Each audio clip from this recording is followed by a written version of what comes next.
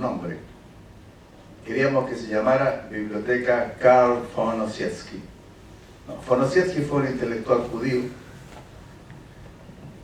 poeta brillante además, de Hamburgo, y que cuando vino el régimen nazi, ¿no? Cuando los nazis vencieron a la última resistencia espartaquista de la ciudad de Hamburgo, asaltaron la universidad, apresaron a los profesores, y entre los profesores que apresaron también estaba Karl von Ossietzky, que era un hombre pequeño, medía algo así como 1,65 m, débil, usaba unas gafas muy gruesas porque veía muy poco, y un oficial de la SS se hizo una fotografía de recuerdo con su trofeo de guerra. El intelectual más prestigioso de la ciudad de Hamburgo, Karl von Ossietzky, tomado del cuello como si fuera un animal, levantándolo en el aire. Y se hizo esa fotografía, y la fotografía quedó, prevaleció, pasó a la historia. Y cuando lo tenía en el aire, le preguntó: y dígame, profesor von Ossietzky, le dijo, ¿quién va a ganar la guerra? Y von Ossietzky desde el aire al nazi le dijo: evidentemente ustedes, porque tienen la fuerza. Y el nazi rió y le dijo: veo que es usted un pesimista. Y von Ossietzky le respondió: no se equivoque, le dijo, yo soy optimista, pero mi optimismo es optimismo a larga distancia. Y lo mismo ocurre con los rebeldes. Los rebeldes son optimistas a larga distancia porque sabemos que tenemos la razón, y que eso, el tiempo, ¿no? y el desarrollo de la sociedad nos va a dar la razón.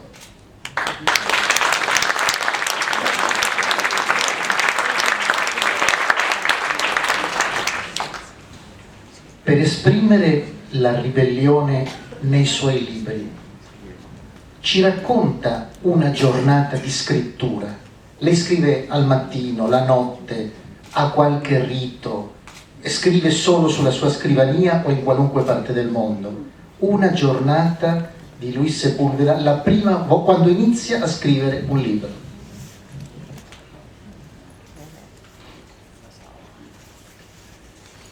Lo primero que se me ocurre decir es que yo amo mi profesión, amo ser escritor, amo contar historias. Muchas veces me siento muy feliz cuando estoy sentado trabajando y digo, no tengo ningún motivo para quejarme, estoy haciendo lo que me gusta, ¿no? Y esto que estoy haciendo va a ser un libro y seguramente encontrará lectores, y podré seguir teniendo, ¿no?, esta vida que me gusta, porque bueno, soy un artesano que completa una obra y la entrega. Pero tengo una convicción muy grande, ¿no? Y es que este oficio que yo amo es un oficio que es de una gran disciplina. Sin disciplina no resulta. Yo escribo todos los días, trabajo todos los días. Mi meta diaria puede sonar que es una meta muy pequeña, pero no, es tremendamente difícil de conseguir.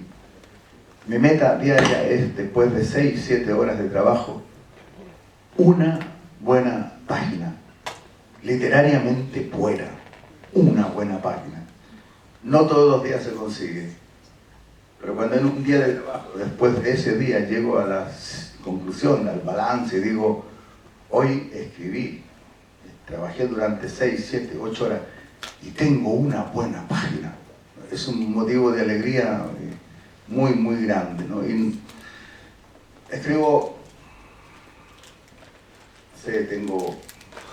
tengo rituales. En el verano me gusta levantarme temprano y aprovechar las primeras luces del día, cuando uno está más con el cerebro más fresco, ¿no?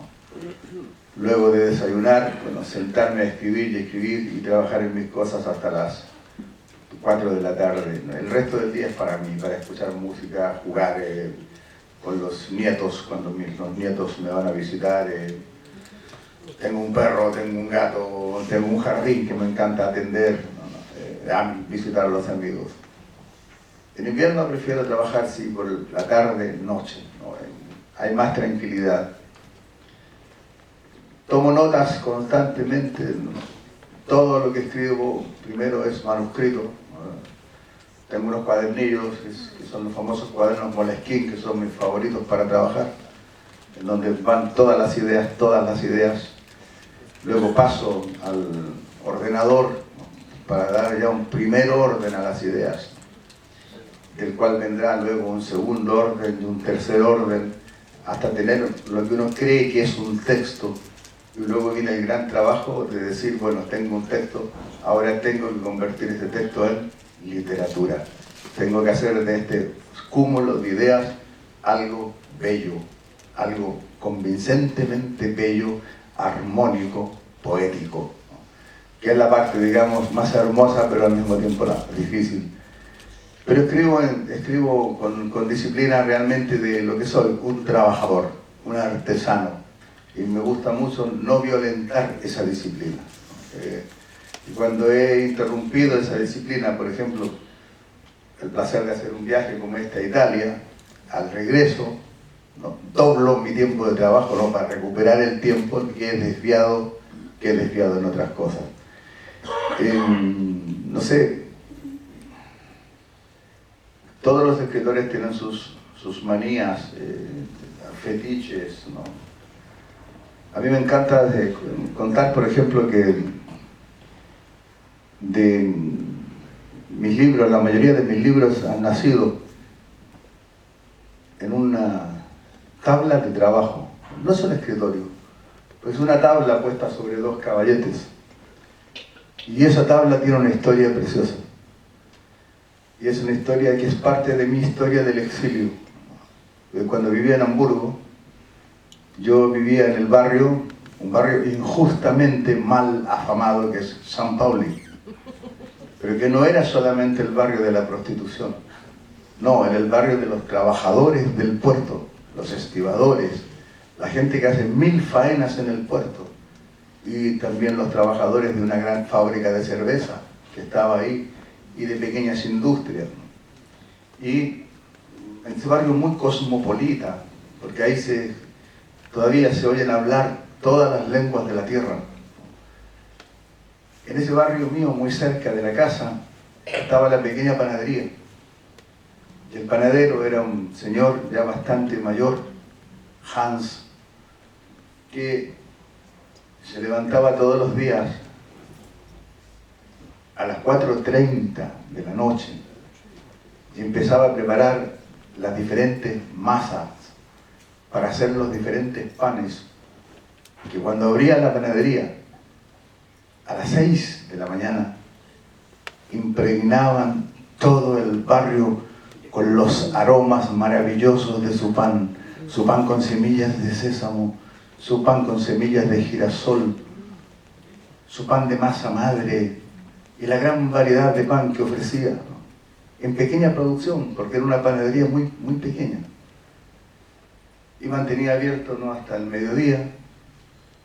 Por la tarde, naturalmente, dormía una siesta y al atardecer se iba al bar.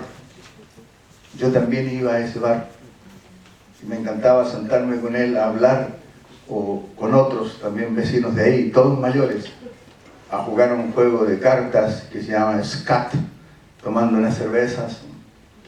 Y un día este viejo panadero nos contó a su grupo ahí de 4 con los que jugábamos Skat, nos contó que dejaba la panadería, no podía seguir, que ese contacto diario, ¿no?, con la masa caliente y también con agua fría para trabajar algunas otras cosas que se hacen en una panadería, hace que el panadero pague un precio terrible, ¿no?, y se llama artrosis. Y sus manos ya no le respondían. Su pan ya no sería tan bueno, porque sus manos no le respondían.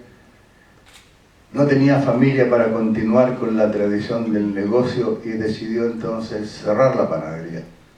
Y nos invitó a todos los que quisiéramos ir del barrio a una fiesta para cerrar la panadería.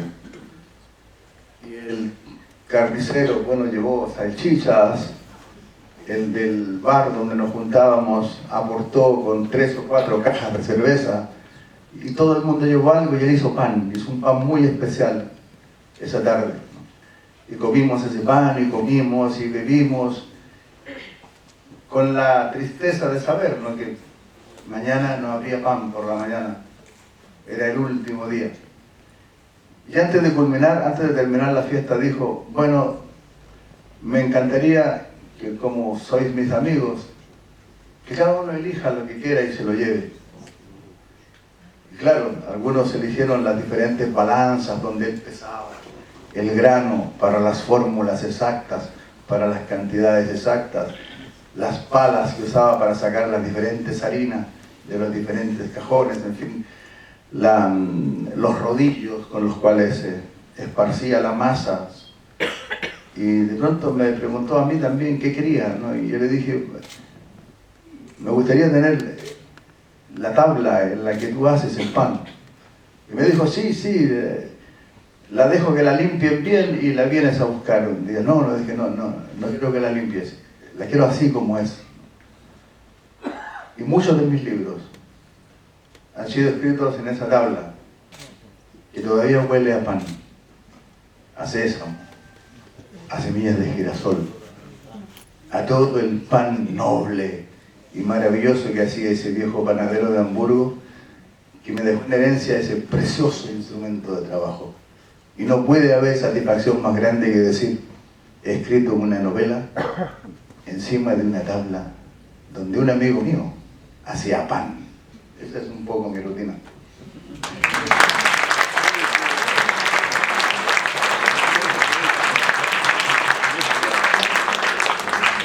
Vi garantisco che non tutti gli scrittori amano raccontare come scrivono i loro libri, quindi questo è stato anche un atto di spontanea sincerità di cui dobbiamo essergli grati, perché molto spesso si conservano i segreti o le cose che uno non vuol dire per gelosie. Questa apertura e questa trasparenza è stata una cosa molto bella, mi pare. Scrivo perché amo la mia lingua e in lei riconosco l'unica patria possibile, perché il suo territorio non conosce limiti e il suo palpito è un continuo atto di resistenza. Sono parole di Sepúlveda, tratto dall'ultimo libro, e mi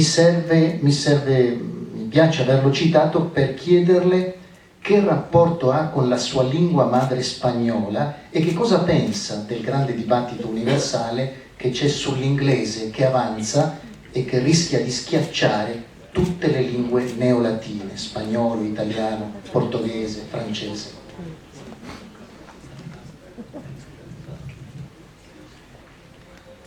Primero, es verdad que yo tengo una relación muy pasional con mi lengua,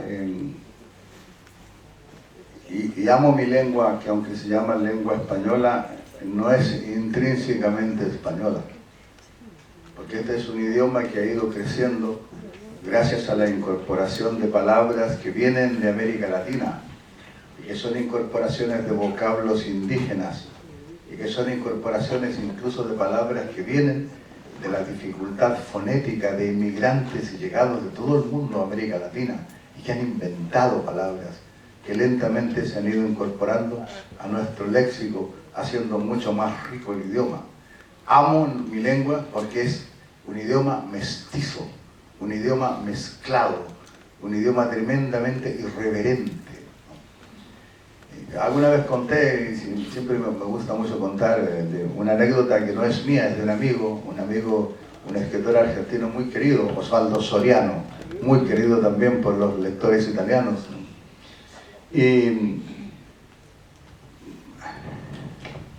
por ahí por los años, fines de los años 80, la Real Academia de la Lengua Española, ¿no?, la que fija y da esplendor, se dice, a la lengua, incorporó una palabra que es la palabra chimichurri. El chimichurri es una salsa que se pone en la carne.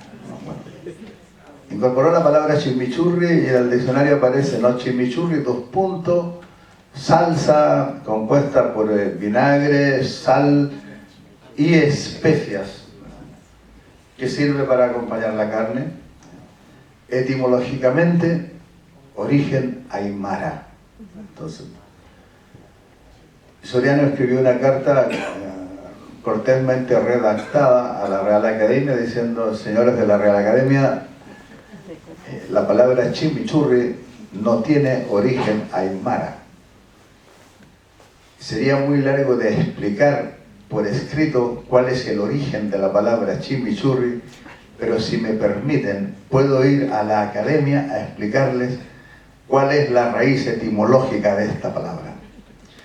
Y los académicos aceptaron y le dijeron: bueno, si alguna vez viene por España, pase por la Real Academia y de su explicación. Y él fue.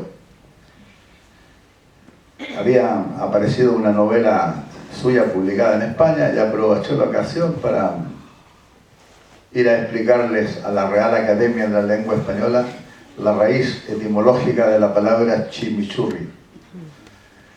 Entonces Soriano empezó diciendo: como todo el mundo sabe, la Pampa Argentina es la región donde se da la mejor carne del mundo. El prestigio de la carne de la Pampa Argentina es un prestigio incuestionable. El que no haya probado carne de la Pampa Argentina ha perdido la mitad de su vida. Los que empezaron con las grandes ganaderías en la Pampa Argentina fueron los ingleses. Se apropiaron de tierras, ¿no? Para ellos se hizo la campaña del desierto, es decir, para ellos se asesinó a miles de indígenas que vivían en la Pampa para transformar eso en una gran zona de cultivo, ¿no?, de crianza de animales, y se construyeron ferrocarriles que pasaban por las estancias y los dueños eran ingleses. Todo el mundo sabe que desde el punto de vista culinario y gastronómico, los ingleses son un pueblo detestable. Porque los ingleses todo lo que comen, sea carne o pescado o verduras o lo que sea, lo acompañan con una salsa miserable que ellos llaman curry. ¿Alguna vez en la Pampa Argentina un ganadero inglés invitó a otros ingleses que estaban visitando el país a comerse un asado con la maravillosa carne argentina? Y cuando estaban ahí a punto de empezar a comer, alguno de sus invitados, también ingleses, le pidió curry. Entonces este ganadero inglés llamó a un peón, a un gaucho cualquiera. Ese gaucho podía ser un inmigrante italiano, un inmigrante polaco, un inmigrante ruso, un inmigrante de cualquier región del mundo que estaba ahí trabajando como gaucho. Y le dijo, le dio la orden: give me a curry. Y ese gaucho, o gallego, o polaco, italiano, lo que fuera, se fue donde el jefe de cocina que estaba haciendo el asado, repitiendo: give me a curry, give me curry. Se le confundió ese término que no entendía, y cuando llegó donde el jefe de los cocineros, el que estaba haciendo el asado, el gaucho que hacía el asado le dijo: ¿qué querés? Y él le dijo: no sé, el gringo ese quiere, no sé, chimichurri, creo que se llama. Y el jefe de los cocineros, entonces, el que hacía el asado, le pasó la botella de lo que se llamaba la salmuera, que era vinagre con sal, orégano y algún que otro condimento muy raro. Y regresó y le dijo: aquí tiene el chimichurri. Y así nació la palabra. Entonces, raíz etimológica aymara ninguna. La dificultad fonética, ¿no?, de un inmigrante. Bueno, entonces, ¿cómo nombrar una lengua, ¿no?, que se ha ido nutriendo de palabras así por el estilo, ¿no?, y de un esfuerzo? Bueno, La supremacía, ¿no?, de la lengua inglesa, evidentemente que sí, se expande con una rapidez muy grande, pero yo creo que se va a expandir con más facilidad el chino. ¿No? Hoy día las escuelas de idioma están llenas de gente que está aprendiendo chino por razones obvias, por razones comerciales, ¿no? Y yo no sé si la expansión de la lengua inglesa será así tan fuerte, porque lo que se está expandiendo son breves síntesis de la lengua inglesa y que además le hacen un tremendo daño a una lengua que también es muy hermosa, que ha dado una literatura, y da una literatura sorprendente, ¿no? Porque las síntesis del inglés que se emplean, por ejemplo, en el lenguaje informático, son monstruosas, ¿no? Las síntesis que se emplean para acortar, para ganar tiempo en las comunicaciones vía WhatsApp o lo que sea, ¿no? También son monstruosas, ¿no? Entonces, yo creo que lamentablemente el inglés está corriendo un peligro muy grande y es transformarse en muy pocos años en un idioma que se va a hablar en base a síntesis tan apretadas, ¿no?, que va a perder toda su capacidad y su belleza expresiva. Y esto no lo digo solamente yo, no lo dicen varios escritores ingleses que están muy preocupados por ese exceso de síntesis que han significado, ¿no?, las modernas comunicaciones. En el caso nuestro, en el caso de la lengua en la que yo escribo, bueno, como es una lengua que es hablada por tanta gente en tantos lugares del mundo, ¿no?, y la gente que se ha acercado al español, o la gente que nace hispanohablante, es también una demostración, ¿no?, de una diversidad tan grande, ¿no?, tan enorme que yo creo que va a seguir siendo una lengua fuerte e importante por muchos siglos.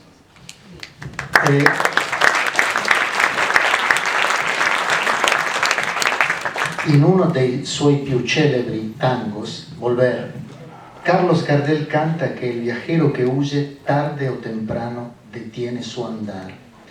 Lei è un viaggiatore instancabile, è stato molti anni in esilio. Il giorno in cui deciderà di detener su andar, di fermare il suo peregrinare, tornerà definitivamente in Cile? Ormai la sua strada, la strada della sua vita ha preso altre direzioni e non accarezza più l'idea di tornare nella sua terra d'origine? Tornare per sempre, perché ci torna spesso, questo lo sappiamo.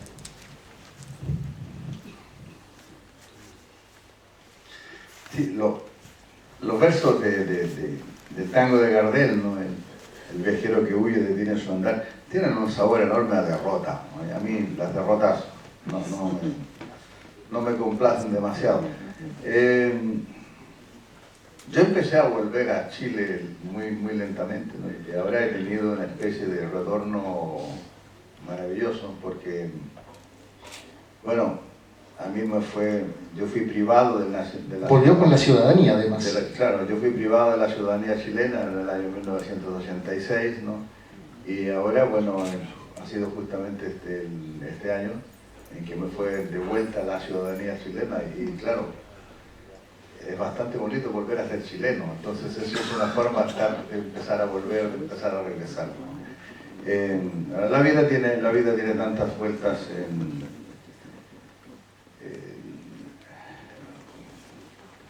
Los seres humanos no somos formadores de algo, ¿no? Y eso que fundamos, somos fundadores. Eso que fundamos se llaman universos emocionales. Los que vivimos el exilio, evidentemente, fuimos fundadores de universos emocionales en diferentes países donde estuvimos. Fundamos también esa otra familia, que es la familia de las amistades, la familia de los amigos. Esa manera de ser, ¿no?, el espíritu rebelde, no estar de acuerdo con las cosas como eran, en el caso de Chile, era el ser enemigo de la dictadura, hizo que, bueno, nuestros hijos nacieran en lugares diferentes. Y los hijos nacieron en países diferentes y se empaparon de culturas diferentes y adquirieron formas de ser diferentes. En el caso de los hijos, hombres conocieron a mujeres diferentes. Algunos se casaron con esas mujeres diferentes y tuvieron hijos, que son una síntesis más, ¿no?, de diferencias y de diversidad, ¿no? Y que han hecho mucho más hermosa la vida, mucho más amplia. Evidentemente yo siento en el fondo de mi intimidad, ¿no?, porque soy muy fiel a eso que es la patria del hombre, que es la infancia, ¿no?, que soy terriblemente chileno, y en muchas cosas soy terriblemente chileno. O sea, soy simpático y tosudo, soy porfiado como una mula, eso es muy chileno, ¿no? Insistente, pero al mismo tiempo siento que me he ido llenando, ¿no?, de todo lo que la vida me ha ido dando, ¿no? Y cuando en mi casa, por ejemplo, está toda mi familia en la mesa, o sea, los 6 hijos y los 6 nietos, ¿no?, que es una familia bastante grande, o sea, soy un patriarca. ¿Hablan en español entre ustedes? Soy un patriarca, ¿no? Y bueno, en la mesa de mi casa se habla, naturalmente se habla español, y se habla sueco, y se habla alemán, y se habla inglés.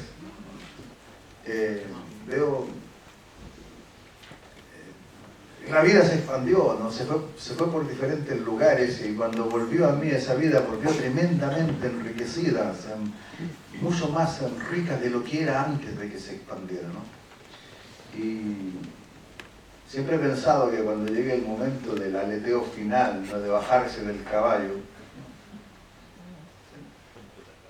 a ver, esto es una especie de confesión que nunca he hecho en público. Hay un volcán en Chile. Hay un volcán que se llama Corcovado. Ese volcán se ve, por ejemplo, cuando uno sale desde el extremo más septentrional, desde el punto más al sur de la isla de Chiloé, y se mete por el Golfo de Corcovado hacia la Patagonia continental. Se ve imponente, ¿no?, los 3.400 metros del volcán Corcovado, siempre cubierto de nieve. Es omnipresente, es una especie de faro que está ahí. Y cada vez que voy, me gusta ir y saludarlo. Aquí estoy, pequeño y todo, no como tú, pero aquí estoy todavía de pie. Y siempre he sentido, de la misma manera creo que como lo sintió mi maestro Francisco Coloane, que cuando la parca se acerca, no hay que evitarla, y hay que ir un poco hacia la proximidad, hacer que incluso la parca no se fatigue tanto hasta llegar hasta ti, y no enfrentarte a ella con miedo, sino con un enorme abrazo, ¿no? Y cuando la parca te pregunte, ¿quieres que te lleve?, uno le tiene que responder, sí, pero déjame elegir dónde. Y yo siempre he pensado, cuando llegue la parca y me pregunta, ¿quieres que te lleve?, lo voy a decir, sí, pero déjame elegir. Subamos juntos al Corcovado. Muy lindo.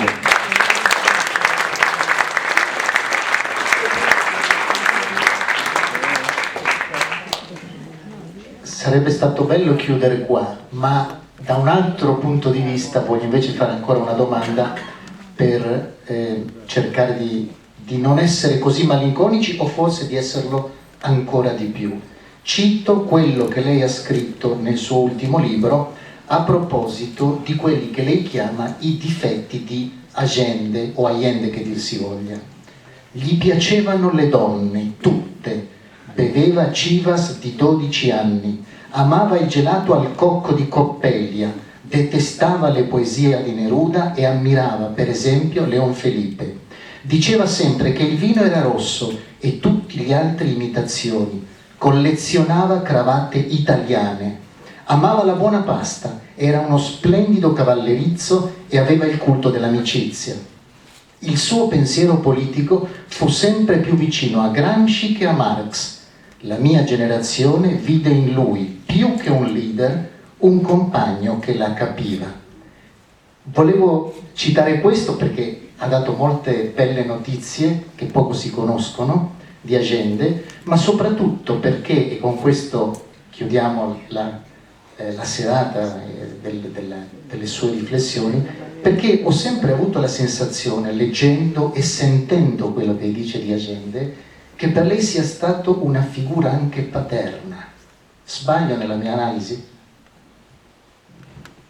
No, sí, una figura paterna, pero no paternalista, ¿no? Con un sentido evidentemente protector, pero como era un hombre que tenía los dos pies muy bien puestos en la tierra, no y en la realidad, ¿no? Entonces él sabía perfectamente cuál es la que tenía que ser tu actitud, sobre todo porque era consciente de que era un líder, y que era un líder de una importancia muy grande, ¿no? Allende no era vanidoso, por ejemplo, no era vanidoso, sin embargo de saberse dueño de una capacidad intelectual y de una claridad intelectual muy grande. Manejaba, digamos, los tiempos a la hora de expresarse muy bien para que las verdades rotundas que aparecen en muchos de sus discursos no parecieran demostraciones de vanidad. Sabía que era el mejor orador que hubo en la historia de Chile. Una prueba magnífica es, por ejemplo, su último discurso. Es una joya de oratoria porque en momentos muy terribles, justamente cuando sabes que la muerte está acechando, cuando estás rodeado de un pequeño grupo de hombres leales que han manifestado la voluntad de morir junto a ti, cuando existen muchas posibilidades de salir vivo de ahí, realizando nada más que pequeñas concesiones, pero sin embargo en ese momento es capaz de improvisar un discurso, ¿no? En donde dice, por ejemplo, esta será la última vez que llegue hasta ustedes el metal sereno de mi voz, porque esa era su manera de hablar. Lo que primaba era siempre una enorme serenidad, ¿no? Pero una serenidad enérgica. Yo me siento realmente muy privilegiado de haber estado cerca, no como uno de los colaboradores íntimos, porque nunca lo fui, pero sí durante el tiempo, durante los 6 meses que fui miembro de la escolta del presidente, ¿no? Del GAP, de haber podido compartir con él horas íntimas, y esas horas íntimas en donde iba, a donde dormíamos, lo de la escolta, a conversar cómo había estado el día, incluso a consultar opiniones respecto de algunas cosas que ocurrían, a preocuparse de los problemas de algunos de los muchachos, de los jóvenes de la escolta, porque éramos todos muy jóvenes, ¿no? A preocuparse incluso como médico, cuando hasta sus oídos llegaba el rumor, sabes que uno de tus escoltas está con una tos terrible o está con un resfrío muy grande. Bueno, llegaba ahí el doctor Allende, ¿no? Con el termómetro a medir la temperatura o con el aparato para tomar la presión, a ver cómo estás, y hacía una receta, y había que ir a la farmacia siguiente a comprar para el compañero que estaba ahí enfermo, ¿no? Una receta firmada por el doctor Allende, además. Bueno, su dimensión humana era muy especial, ¿no? Y buscaba justamente la proximidad de la gente en momentos que eran especiales. Sí, yo guardo, ¿no? Un recuerdo muy bello, y siempre he pensado que una de las grandes fortunas, ¿no? Fue esa oportunidad que me dio la vida de estar cerca de Allende, de ser parte, ¿no? De un grupo de hombres jóvenes que estábamos dispuestos incluso a dar nuestras propias vidas por la seguridad del presidente. Siempre pienso, ¿sabes qué? Que la vida ha sido muy generosa conmigo, y claro que estoy agradecido, evidentemente que sí. He obtenido muchos premios, me han dado muchos premios literarios, y siempre digo gracias, ¿no? Y siento que la vida ha sido generosa. De la misma manera, ¿no? Cuando me han declarado, no sé, doctor honoris causa en algunas universidades, y digo gracias, es una prueba más de la generosidad de la vida, ¿no? No sé, ser caballero de las artes y las letras de la República Francesa. La vida ha sido muy generosa, ¿no? Y me ha dado honores como eso. Es un honor ser doctor honoris causa por la Universidad de Urbino o de Toulon, o ser el caballero de las artes y las letras. Pero el mayor honor de que recibí en la vida, el honor más grande que recibí en la vida, lo recibí cuando era muy joven, ¿no? Tenía apenas 20 años. Yo era un estudiante de teatro. Mis aspiraciones en la vida, naturalmente, tenía una gran pasión política y un gran interés por la política, ¿no? Pero mi aspiración máxima era ser un buen director de teatro, y tal vez en el futuro un buen dramaturgo. me interesaba la dramaturgia, había hecho mi tesis en la escuela de teatro sobre Pirandello, ¿no? Esas eran mis aspiraciones, pero un día, bueno, se acercó un compañero del partido en el que yo militaba, yo era militante de la Juventud Socialista, y que me dijo: compañero Sepúlveda ha sido seleccionado para integrar el dispositivo de seguridad encargado de la seguridad del compañero presidente, que más tarde iba a llamarse CAP, Grupo de Amigos Personales. Incluso Allende le puso el nombre. Un día alguien le preguntó: ¿quiénes son esos muchachos que te acompañan, ¿no?, que están siempre rodeándote? Y dijo: es un grupo de amigos personales, el GAP, ¿no? Así nació el nombre. Bueno, cuando me dieron ese encargo, ese fue el honor más grande que he recibido, el más grande honor, la posibilidad de estar esos 6 meses que estuve en la escolta, ¿no?, cerca de ese hombre que fue un hombre extraordinario, ¿no?, y cuyo legado, ¿no?, y cuya herencia sigue siendo un legado y una herencia importantísimas e imprescindibles para la historia no solamente de Chile, sino para la historia de toda América Latina.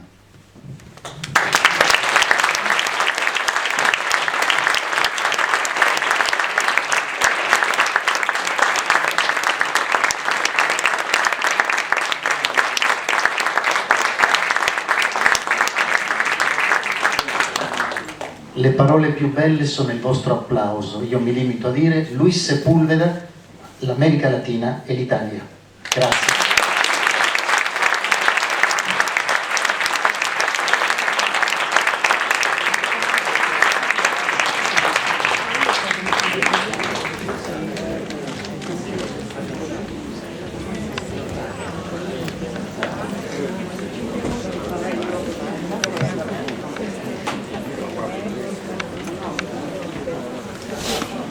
Gracias.